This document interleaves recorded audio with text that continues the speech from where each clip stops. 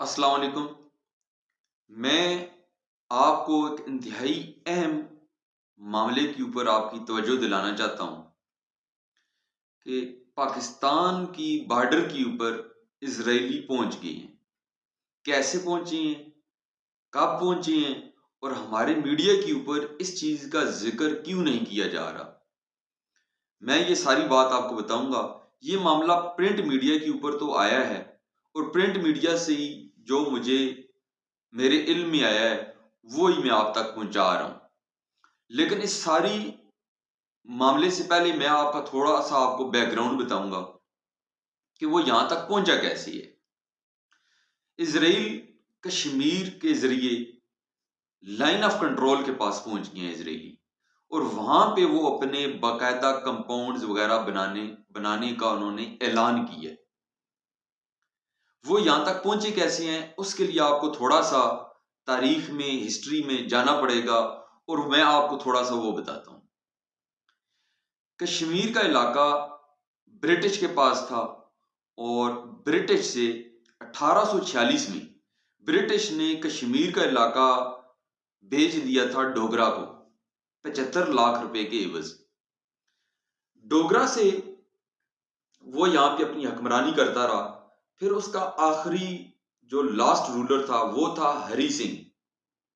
हरी सिंह ने पाकिस्तान, जब उसने देखा कि वहां पे कश्मीर में लोग पाकिस्तान की तरफ होना चाहती हैं, क्योंकि कश्मीर की 80% पॉपुलेशन आबादी मुस्लिम है, तो उसने जब देखा कि मुसलमान चाहते हैं कि हम पाकिस्तान के साथ जाएं, तो 26 अगस्त 1947 को हरी सिंह ने इंडिया के साथ मुआहदा कर दिया और उस मुआहदे के तहत हरी सिंह ने कश्मीर का इलाक इंडिया से कर दिया और वहां से एक तहरीक का सिलसिला शुरू हो गया।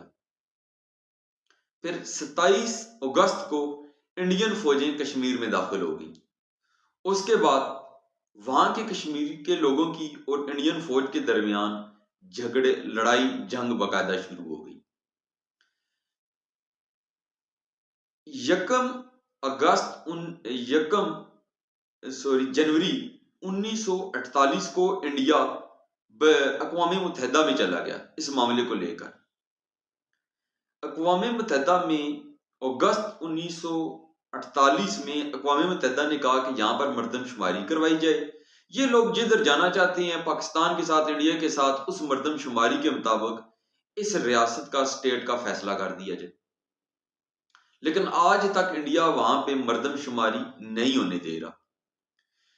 इसको अक़वाम मुत्तहिदा ने भी डिस्प्यूटेड इलाका डिक्लेयर किया हुआ है।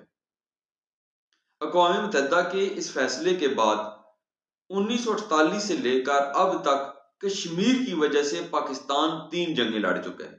1948 की, 1965 की और 1999 की। 3 जंगें कश्मीर की वजह से पाकिस्तान लड़ चुका है। अब ये इलाका भी डिस्प्यूटेड है।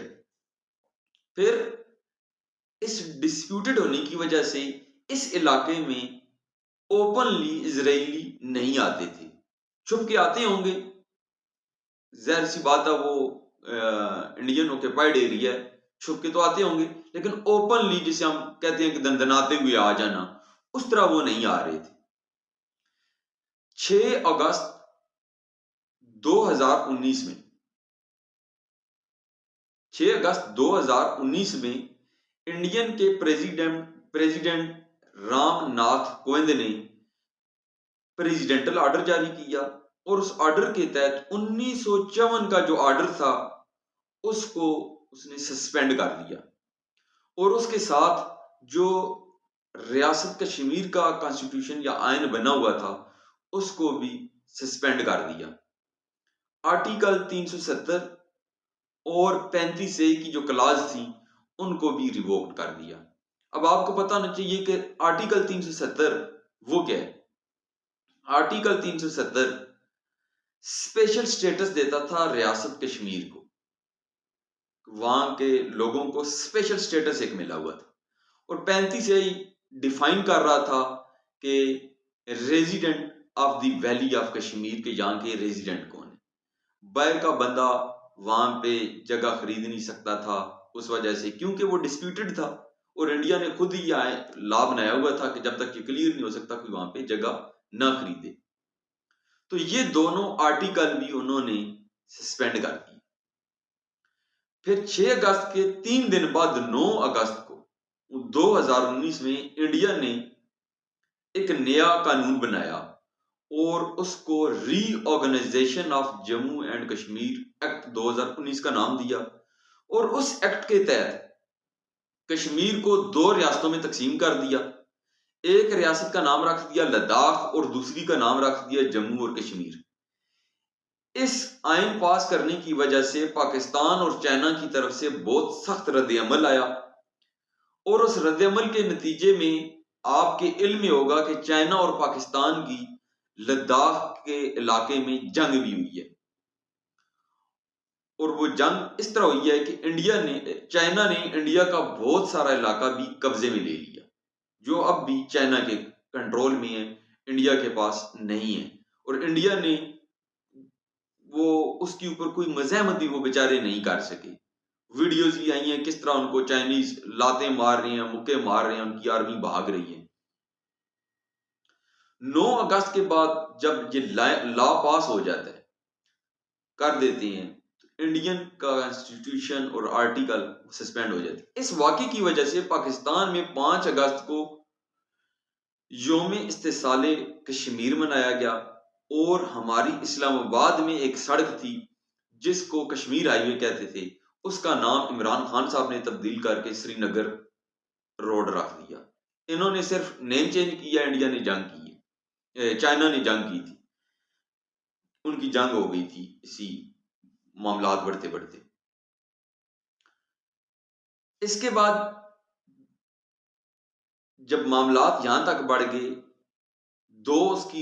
एक रियासत को 2 रियासतों में बदल दिया गया, तो इंडिया ने अब फिर ये किया है कि इजराइल को कश्मीर के इलाके लाइन ऑफ कंट्रोल पाकिस्तान की बॉर्डर के करीब ज़राअत के शोबे में तावन के नाम पर अक़वाम मुत्तहिदा का जो तस्लीम शुदा मुतनाज़ा इलाका है वहां तक रसाई दे दी है। और जो इजराइल का नुमाइंदा है यायर एशियल, वो वहां पे हमारी लाइन ऑफ कंट्रोल पाकिस्तान की बॉर्डर के करीब आकर वो कहता है कि हम यहाँ पर फार्म हाउसेज बनाएंगे कश्मीर में। उस एक फार्म हाउस में आया, हम यहाँ पे ज़राअत करेंगे, ज़राअत को मजीद तरक्की देंगे। कश्मीर में कौन सी ज़राअत है? ज़राअत तो सारी पंजाब में है। ज़राअत का काम करना है लाइन ऑफ कंट्रोल के पास पाकिस्तानी बॉर्डर के साथ। आप इनकी दोनों, वो वहां पे टेररिज्म कर रहे हैं फिलिस्तीन में, ये कश्मीर में कर रहे हैं state terrorism, with in state, अपनी रियासत के अंदर लोगों को मार रही हैं, उनको जान से मार रही हैं। 2 टेररिस्ट स्टेट टेररिज्म करने वाली कंट्रीज वो इकट्ठे होगी पाकिस्तानी बॉर्डर के करीब। और ये ना सिर्फ कश्मीरियों के लिए इंतहाई खतरे की बात है, बल्कि पाकिस्तान और बल्कि पूरी दुनिया के लिए ये कितने खतरे की बात है कि किस तरह 2 ममालिक और एक एटमी कुव्वत रखने वाले मुल्क की बॉर्डर के करीब ज़राअत के नाम के ऊपर वो इकट्ठे हो गए और अपने नेफेरियस डिजाइन जो उनके माइंड में है, शरारतें हैं, उनको पाए तकमील तक पहुंचाने के लिए या उनकी कोशिशों के चक्कर में वो यहां तक पहुंच गए। तो ये आप सब लोगों को बताना इसलिए जरूरी था कि आप लोगों के इल्म में हो कि इजराइल यहां तक हमारी बॉर्डर के किनारे तक पहुंच गया है। तो लिहाजा आप लोगों को भी चौकन्ना हो जाना चाहिए, आपस में इत्तेहाद रखें। कश्मीर के लोग, हमारे सूबों के लोग आपस में कोई ये यहाँ पे ये तकसीम जो है इसको खत्म होना चाहिए कि ये कश्मीरी है, ये पंजाबी है, ये सिंधी है, ये बलोची है, बल्कि सब इस तरह हो जाए कि हम सब पाकिस्तानी हैं। ये खत्म होती है तकसीम, फिर नीचे आ जाती है जी ये रावलाकोट का है, ये बाग का है, ये मीरपुर का है, ये पठवार का है, ये गुजरात का है, फिर वो वाली तकसीम आ जाती है। ये तकसीम खत्म होती है तो फिर उससे निचली तकसीम आ जाती है, ये राजा है, ये चौधरी है, ये मल्लक है। तो तकसीम दर तकसीम दर तकसीम, तो किस हद तक और तकसीम होना है?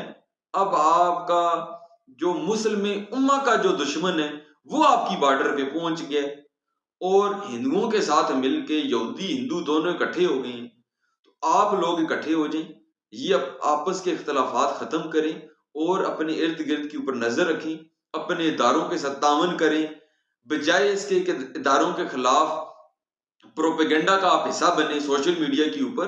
तो आप जो आपके इदारों की बात है आप उसके साथ स्टैंड करें। दहशतगर्दी मुल्क में बढ़ रही है, आप इदारों के साथ खड़े हो, ये मुल्क कायम है तो हम सब हैं।